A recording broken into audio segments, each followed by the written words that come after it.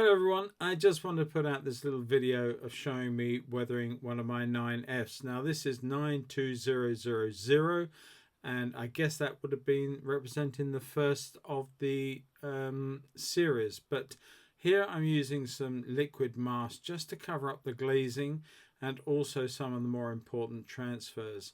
The airbrushing I'm using just a basic grungy brown color just to take the shine out of the locomotive itself, and you can see it's sort of getting paler and dustier looking and just grimy overall, and I'm not sparing any parts. I'm doing the whole of the locomotive in this. Some of the areas down towards the bottom underneath on the running gear is all getting a little heavier dosing, but overall it's sort of, I wanted to have something that looked as though, as the 9Fs did, as though they were in very heavy traffic and sort of not that well maintained in overall cleanliness. Now I'm using some of the Humbrol colors, the rustier colors, just to lay in an initial sense of rust and grime and sort of fatigue to the metal. And I don't know enough, I'll be quite honest, I don't know enough about locomotives. I collect lots of books, as I have been advised to do, where I can see the state of some of these locomotives when they were in traffic under BR rule, as it were, and I sort of try and interpret how I think one would look based on those photographs. And indeed you'll see me before I get into the actual weathering powders, just checking over one of my books on the Riddles 9F. Now I'm coming in with some more of that grunge, but I'm also putting back in some blacks as well. I'm particularly keen on making the smoke box area quite dark. Now you can see I'm actually looking at some of the photographs that I got to hand, and as a guide, the first part, the airbrushing, to me is just really setting the scene. I've rusted out the cold box. I've put some rust areas where I think they would be. But I'm now using all of the Humbrol weathering powders and just trying to make this thing even more representative of how I think it should look. But like I said, I'm no expert. I don't know all of it. It's from what I've learned, what I've seen, and what I've watched other exponents of weathering locomotives do. And that's what I'm trying to keep in mind all the time I'm doing this. So I'm not an expert in any way. I enjoy the craft, mainly as an artist too. As an artist, I'm painting all the time. I'm recreating life, animals and landscapes in oils, watercolors and what have you. And I just feel that this, to me, is just an extension of creating a painting. It's an extension of my artwork. I'm merely pitting myself against the creating the reality of something and doing my best to make sure that when I put this out on track, it looks as close as I can make it to what I think it should have looked like in the day. You can be the judges of that. I'm not too worried. I enjoy the process, and I'm not saying I get everything right, but I'll give it a darn good go. Now, one thing I will say about weathering powders, it is worth trying to put them on a little stronger than you anticipate.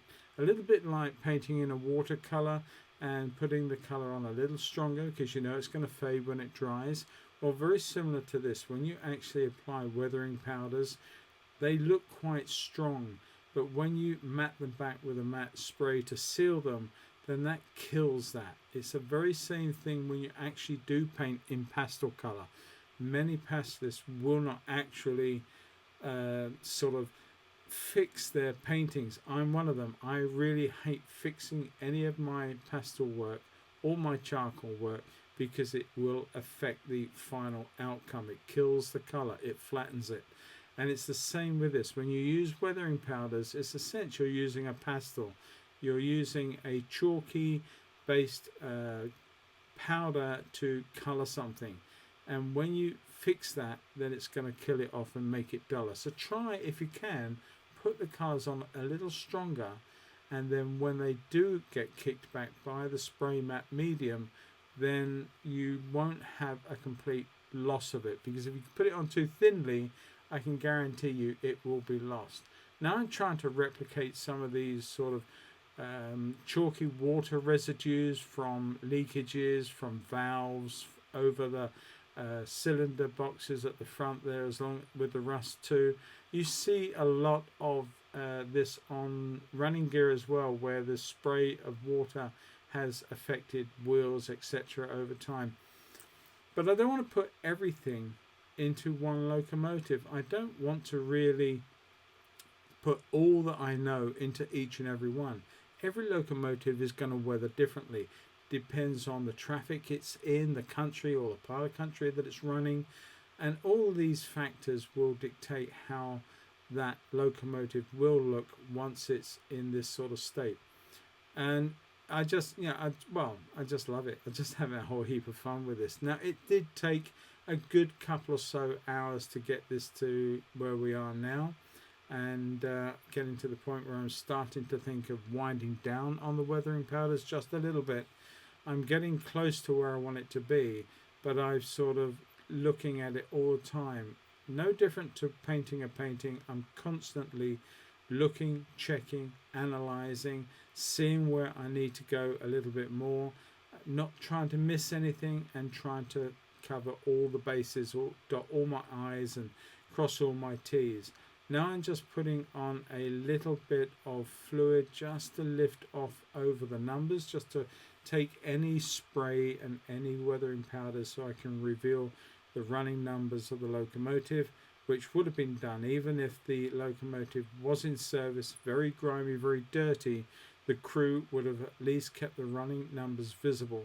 I'm using a little bit of thinners now, just dragging in a downward motion to represent the way that the weather, the rain, would sort of slosh down and wash down the sides panels of the vehicle, and also to an extent over the area of the engine as well. Just one or two areas just to suggest where water has been running down and creates a dirty, grimy, smeary drainage of dirt forcing its way downwards. But that up and down motion will always work, and you're not going against the way of nature in this fashion. I'm using a fairly soft brush as well. I'm using what's called a rigger, which is just quite thin, but allows you to be quite purposeful with your mark making when you're sort of taking stuff off or indeed adding it. Now here on the inside of the tender, there is a big gap, quite a big hole around the edges of the sort of coal area. So before I put all this coal in, I do need to do something about that, or the glue will run through everywhere. So I took a little bit of plastic card, a little bit of spare offcut, and I just put it in, cut it to shape so it acted as a base. Now once this is all weathered in, once it's glued in, once it's done, you won't actually see any of that, but it does prevent the coal going through to the bottom and the glue actually then coming out through the bottom when I set the coal load in place. I'm using a little bit of EMA glue just to seal the plastic to the bodywork of the locomotive. Once that's done, I can think about just putting a little bit of thinner together and making a bit of a paint out of some of the weathering powders, which I'm doing right now, and that will just literally colour in and take away all that white. So if I did miss anything with the coal load, it will not show up as a garish white mark in the middle of it all. So once that's done, I can then add the coal, which I'm going to do in a second, and then I will glue that down, and the next time you see this locomotive, it will be running on track. And I've also put a few photographs at the end as a bit of a close-up so you can see it. But I hope you've enjoyed this, and it's a little bit of a different way for me to present a weathering video for you. I've tried to cut it down and condense it a little bit. I know it can be quite boring watching repetitive mark making, so I hope you get the gist of it from the video anyway. Hope you've enjoyed it. I hope it's given you a little few pointers yourself that you can carry on with. So yeah, catch you all in the next one. Take care.